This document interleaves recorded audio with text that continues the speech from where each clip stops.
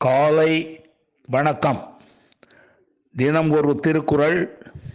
அதிகாரம் 26, புலால் மறுத்தல். குறள் 259. அவிசொரிந்து ஆயிரம் வேட்டலின் ஒன்றன் உயிர் செகுத்து உண்ணாமை நன்று. மீண்டும், அவிசொரிந்து ஆயிரம் வேட்டலின் ஒன்றன் உயிர் செகுத்து உண்ணாமை நன்று.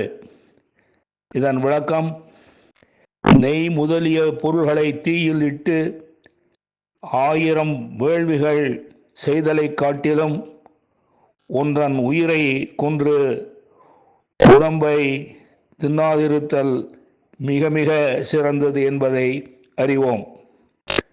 மீண்டும், நெய் முதலிய பொருள்களை தீயிலிட்டு 1000 வேள்விகள் செய்தலை காட்டிலும் ஒன்றன் உயிரை கொன்று உடம்பை தின்னாதிருத்தல் மிக மிகச் சிறந்தது என்பதை அறிவோம். நன்றி, வணக்கம் கூறி உங்களிடமிருந்து விடைபெறுவது தேரெழுந்தூர் கோசகன் என்கிற டிவி நாராயணன், சென்னை.